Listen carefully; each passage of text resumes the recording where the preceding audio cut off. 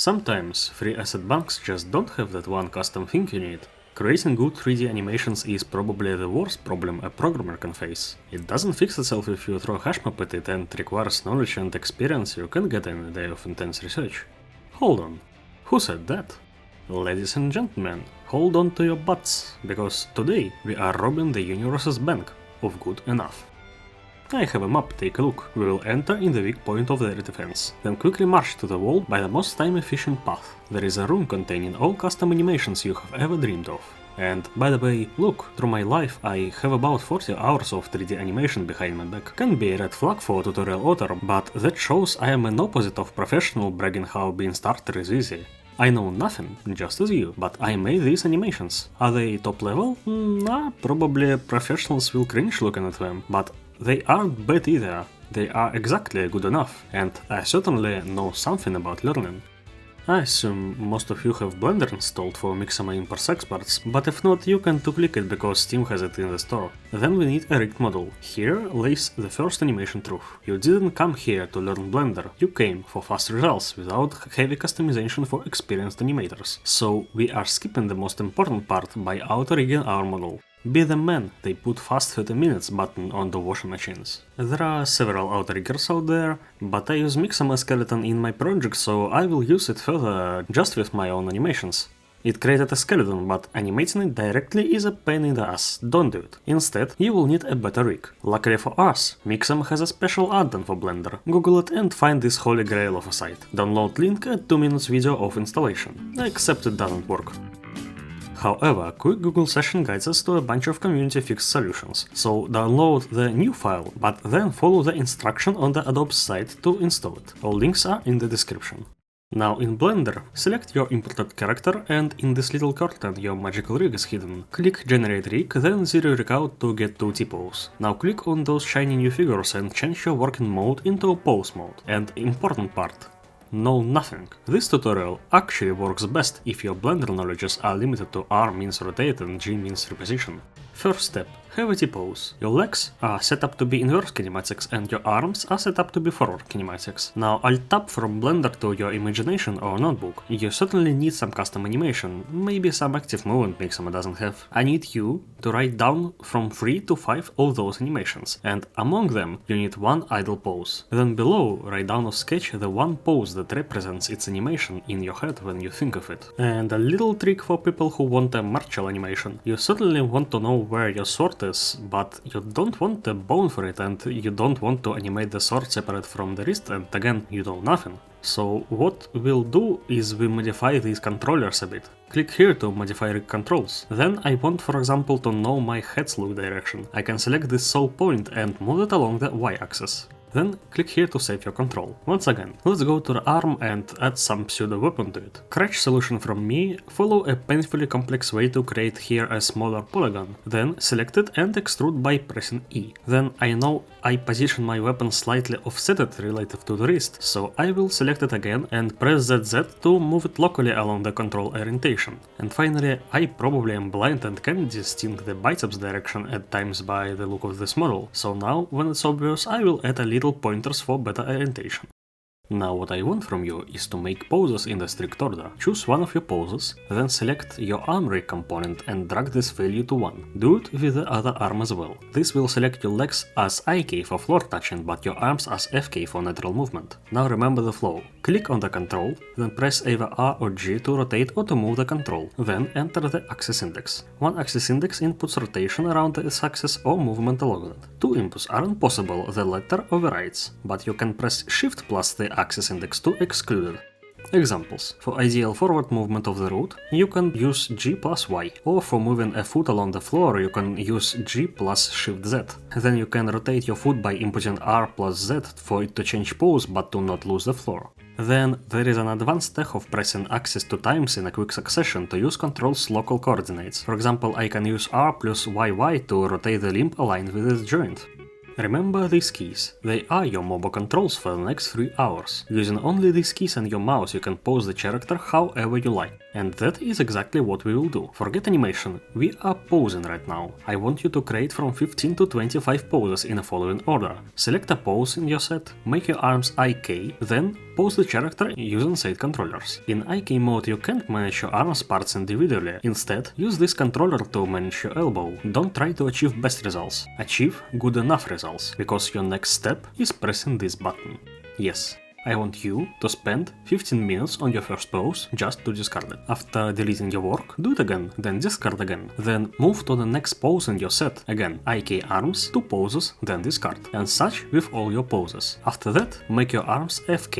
In this mode you must manipulate arms limbs individually with rotations and not with repositioning. Now in the FK mode I want you to do exactly the same operations, 2 discarded poses for each category. This is our hyperbolic time chamber to train the workflow muscle. I want you to consciously follow this thinking process. I don't like this position, this bone needs to be rotated around this axis, then action invoke, then axis index. The speed of this flow is the parameter we want to maximize.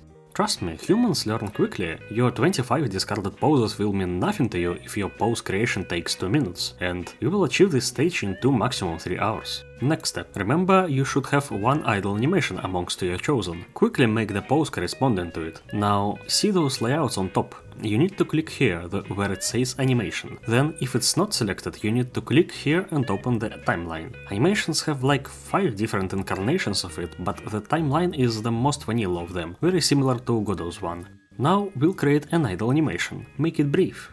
Why idle? Because it has 2 frames. Press A to select all, then press I to create a keyframe for everything, then press on the vertical line of them somewhere, it selects all the line. Right mouse button, then duplicate and drag them all the way to, let's say, 60 frames. Now let's modify the middle frame a bit. Grab the pelvis control, move it a little lower, add a little knot to your head and neck, make your shoulders, arms and hands to move a bit, add small torso, knees and elbows rotation if you are feeling fancy today.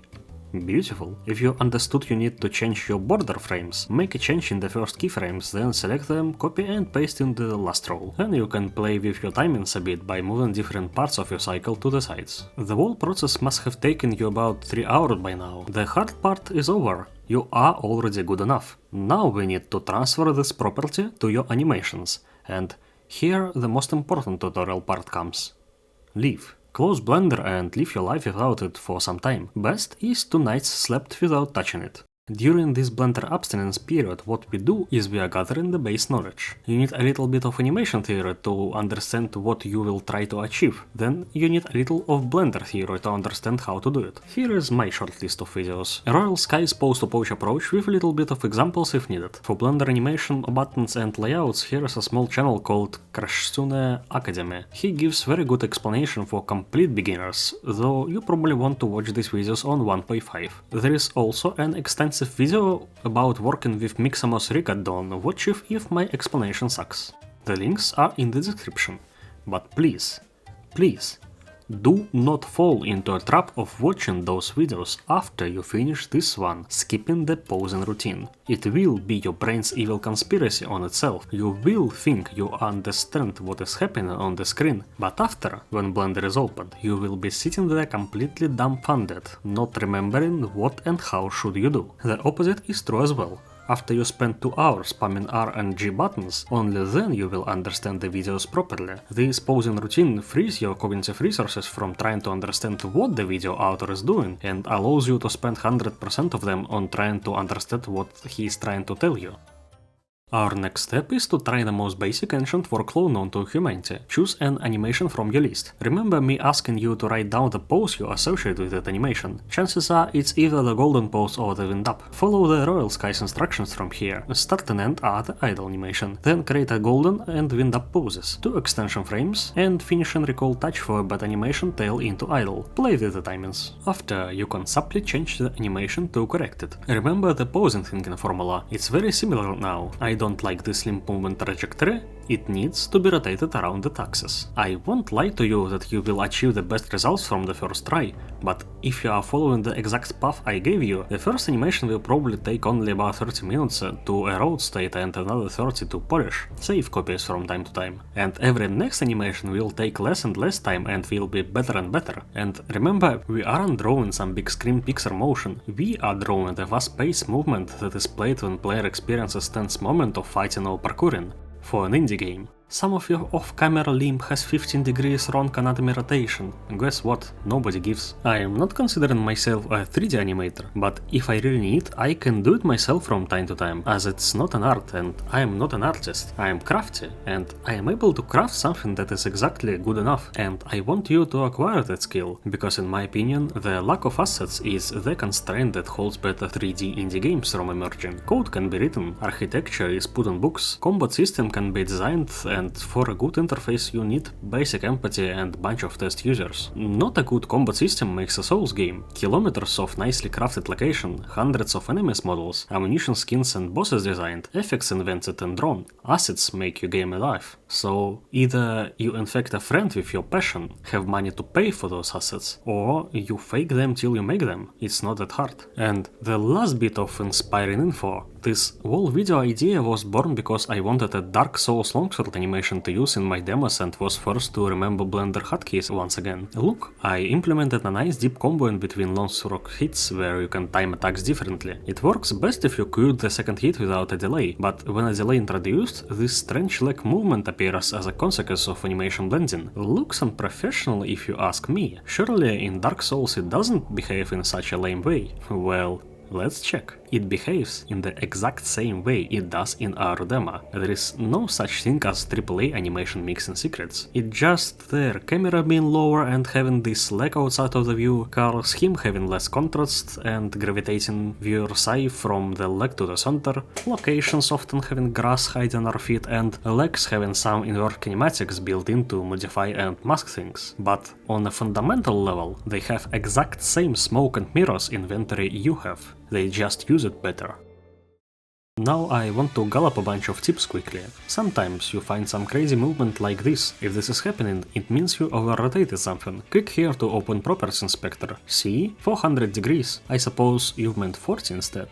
While we can change mixum animations or steal their geometry, we can very effectively steal their timings. Not sure how long your idle animation should be? Search for idles for an inspiration. Want to time your walk cycle? Here you go, lots of them. For good old crowd, this rigging process sorta expands your skeleton, export as a GLB, then save as a scene. See, the skeleton is very strange, it kinda has a bunch of dead weight bones. Nothing is broken actually. You can still save this animation and use it on your pure Mixama skeleton. It will totally work and the dead weight rig bones aren't even rendered. Or if you are a bit more proficient with Blender, you can place with those expert settings.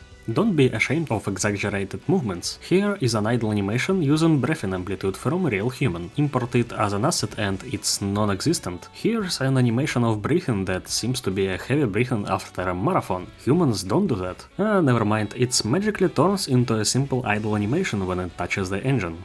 If something in a human can turn and bend, it turns and bends during any movement. It's easy to forget to use these controllers, but simply touching them instantly gives your animation a more professional look. Also, they can give you a surprising amount of reach. See the difference between the thrust without torso and shoulder usage, and the thrust with them. Closely related tip. Human parts tend to share the transformations like true comets. If you have to turn something 90 degrees, chances are you can achieve better results if you will divide those rotations between all the parts. Think of a human body as of a big finger if it helps. And next related tip. Sometimes it helps to think of human body as of a star. Not of some sectant star, but as of a dancing starfish. Look at the lines I just drawn. When posing, keep an eye on what your starfish is doing. Don't let it break too much. Look at this pose. Can be accepted, but choppy. Apply starfish, apply big finger, and it instantly becomes better.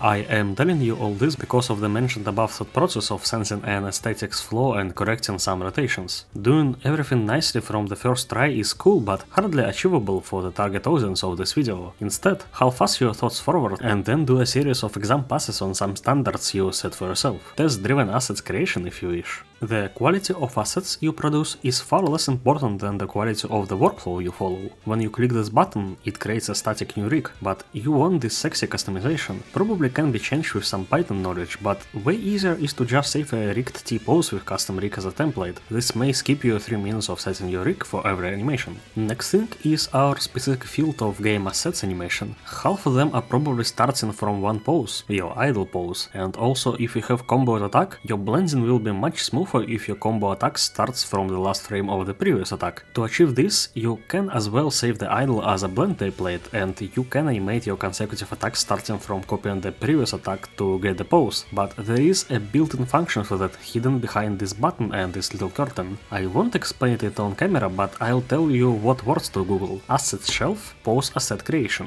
What to do next? I won't lie, the whole process is kinda relaxing and fulfilling if it's not the thing you are paid for. If you are hooked, the next steps are further learn Blender, further learning animation theory, and what is the most important, further learning animation workflows. For animation theory, you probably want to know so-called 12 laws of animation. It's a book originally, but you can watch a video. For Blender theory, go create some donuts and or watch some animation framesheets tutorials, curves, etc. For workflows, I recommend this video, it's great. Also, subscribe to my channel please.